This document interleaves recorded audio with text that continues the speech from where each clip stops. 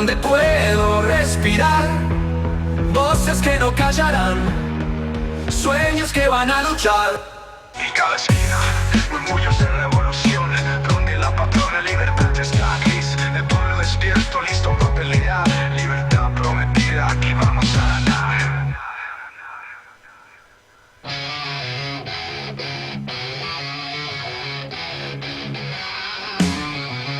Del jueves a esta parte empezó una campaña que al parecer tiene en el centro de la escena a la vicepresidenta Victoria Villarruel.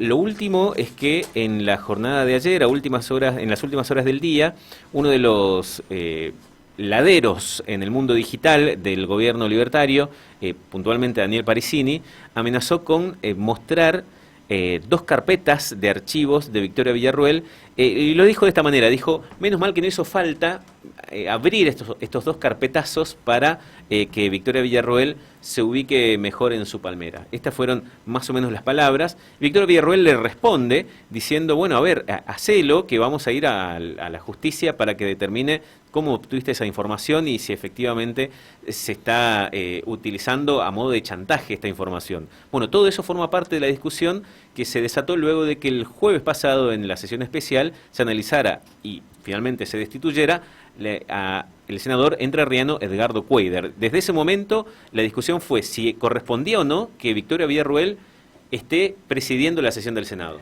Esto, digo, no hace otra cosa que de alguna manera terminar de confirmar o reconfirmar la historia argentina en el sentido de esas malas relaciones entre los presidentes y sus vicepresidentes, ¿no?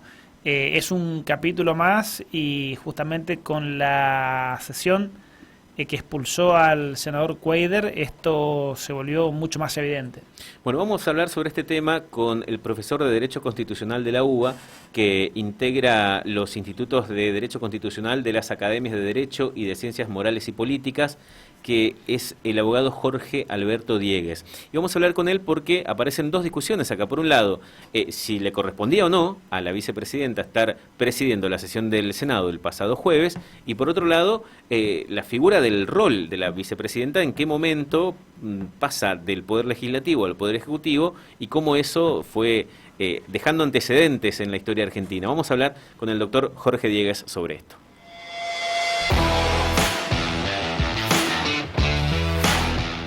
Hola Jorge, ¿cómo estás? Gracias por atendernos. Buen día.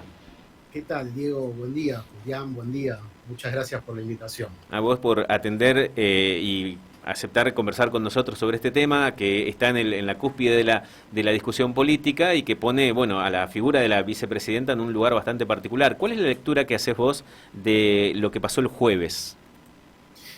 Mira, yo lo que creo, así lo hice en un hilo de tweets que publiqué en una de mis redes sociales, lo que creo es que la vicepresidenta tenía derecho a presidir la sesión hasta el momento que el escribano general de gobierno la notificó del traspaso de mando, que conforme lo que ella misma declaró en sus redes sociales, no tenemos por qué ponerlo en duda, en principio, quiero ser puntilloso con esto tuvo lugar a las 19 horas del día jueves, es decir, aproximadamente 2 horas y media posteriores a la finalización de la sesión, que fue a las 16:33. La expulsión del senador Cuéllar se votó a las 16:28 y la sesión comenzó a las 11:22. Con lo cual, la Constitución lo que dice es que en caso de ausencia de la capital, dice técnicamente el artículo 88, que eso daría para que explicar un poco cómo se gestó esa cláusula. Lo cierto es que, para lo que a nosotros nos interesa, esa cláusula se aplica cuando el presidente se ausenta del país. Y dice que en caso de ausencia del presidente, queda a cargo, el Poder Ejecutivo será desempeñado por el vicepresidente de la Nación. Ahora, el traspaso de mando no es automático, porque si bien es cierto de que la asunción del vicepresidente o de quien le sigue en el orden sucesorio es ipso iure, de pleno derecho, es necesario completar un paso administrativo puramente formal, pero que no puede obviarse, que es justamente el traspaso de mando. El traspaso de mando, antiguamente esto se hacía por decreto, por supuesto que esto está a cargo del presidente de la Nación, traspasarle el mando, y por supuesto se entiende que tiene que tener la colaboración del funcionario que lo recibe, ¿verdad? Antiguamente, como te explicaba, el traspaso de mando se hacía por decreto y al mismo tiempo intervenía el escribano general de gobierno. Hoy en día esas formalidades se han relajado un poco, pero no lo suficiente como para prescindir de este último acto que te menciono, que es el traspaso por parte del escribano general de gobierno. Ahí se levanta un acta donde firma el presidente y firma el vicepresidente, en este caso, o el funcionario designado por la ley de acefalía para hacerse cargo del Poder Ejecutivo. Eso debe cumplirse.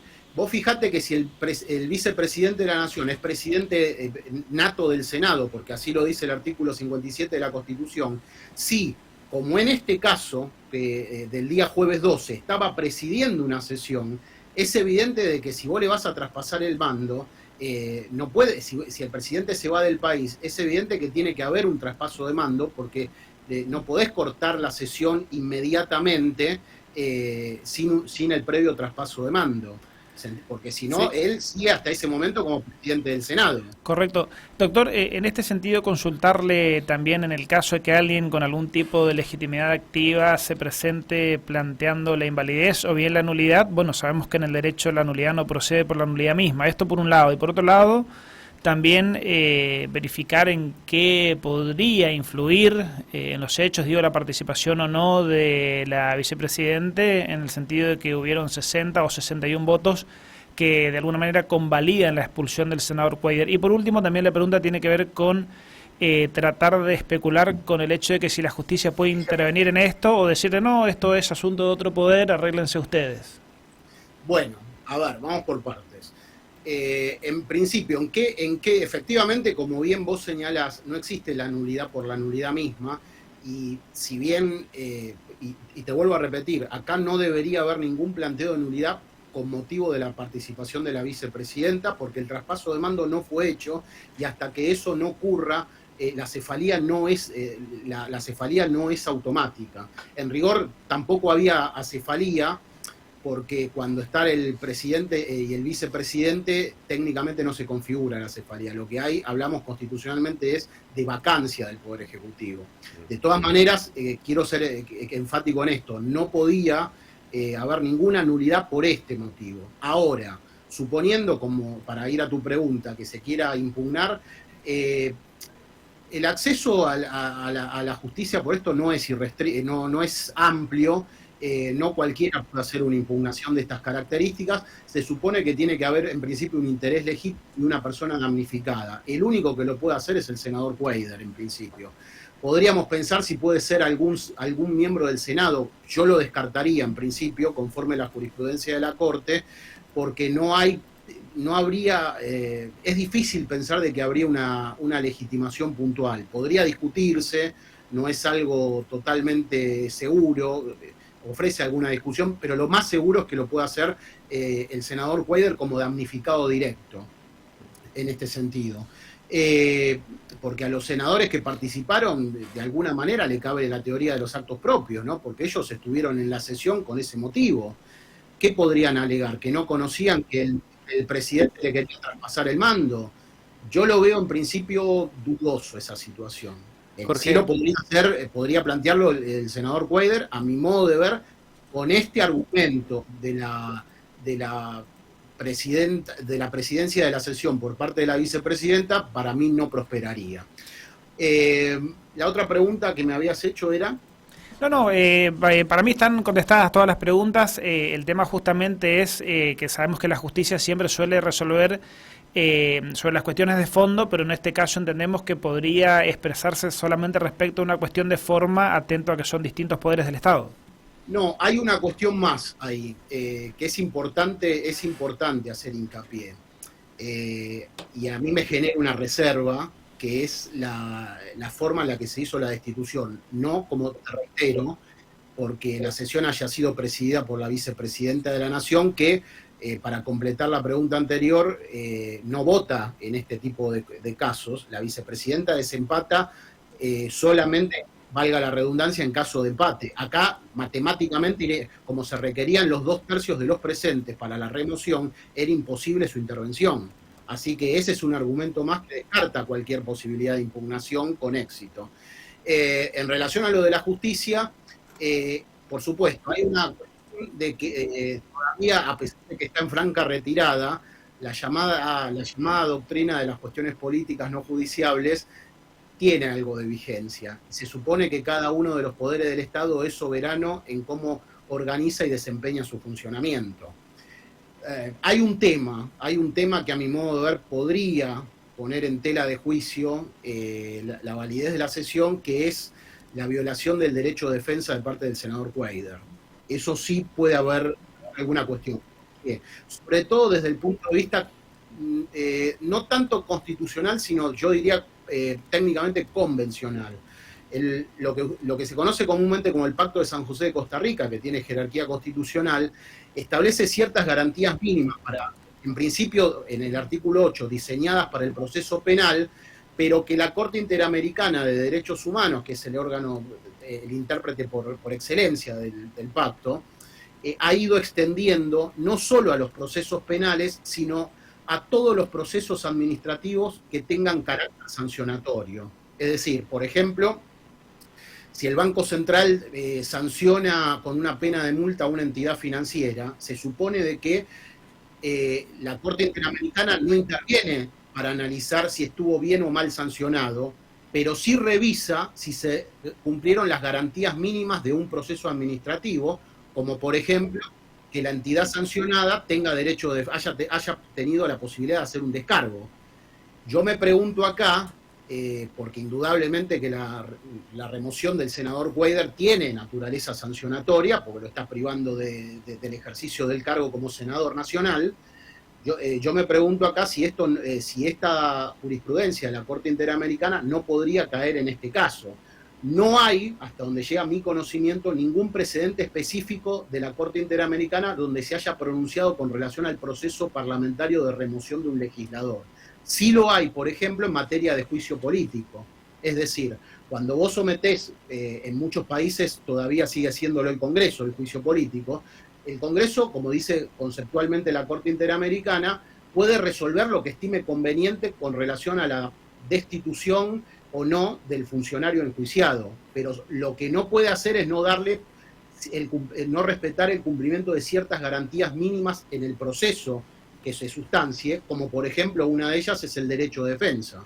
A Cuadra no se le dio eso, y a mí eso me hace un poco de ruido ciertamente.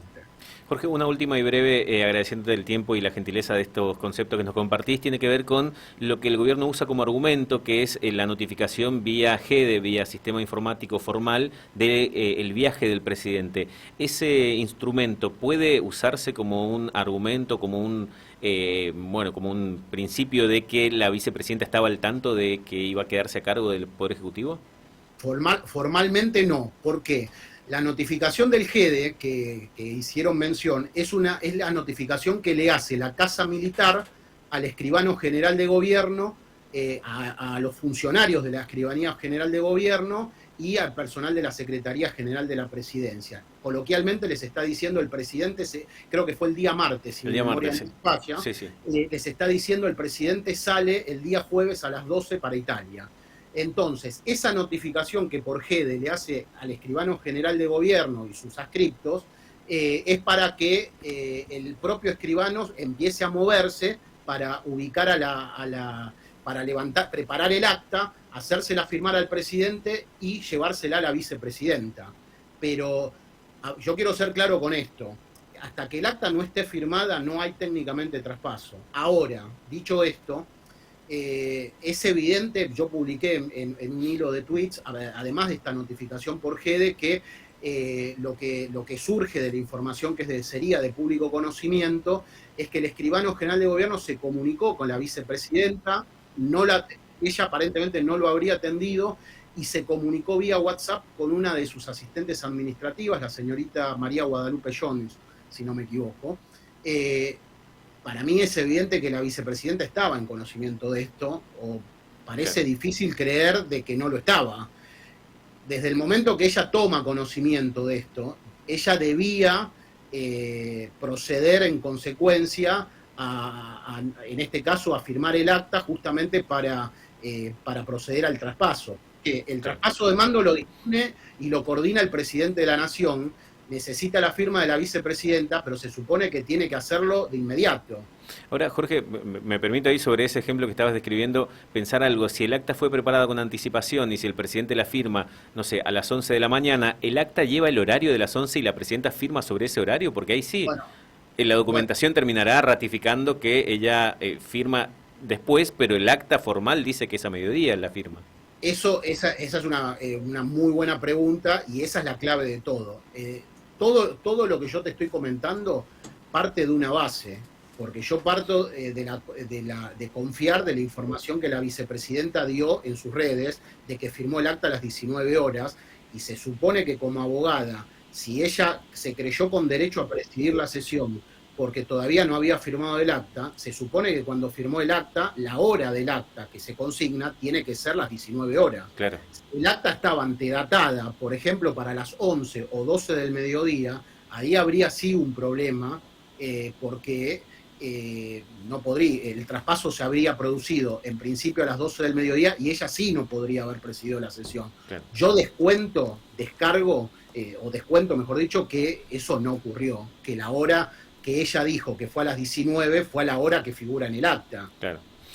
Yo no vi el acta. Habrá que ver ese documento entonces. Yo descuento de que eso sucedió de esa manera, porque si no, las sesiones, como ella es abogada, no debió haber permitido una cosa así. Si eso ocurrió, la sesión es inválida. Eso claro. Sí es verdad.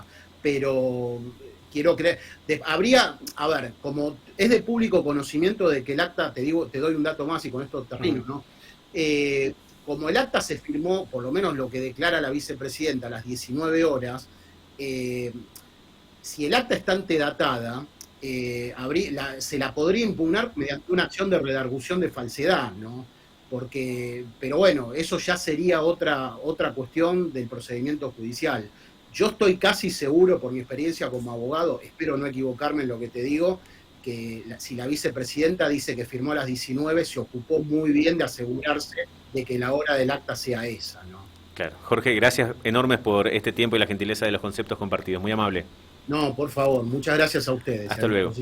Gracias. El doctor Jorge Diegues es profesor de Derecho Constitucional en la UBA, tratando de aportar a este escenario en el que hoy por hoy está muy horadada la posición política de Victoria Villarroel dentro del gobierno. La vicepresidenta, que el jueves pasado presidió esta sesión que está en el centro de la polémica.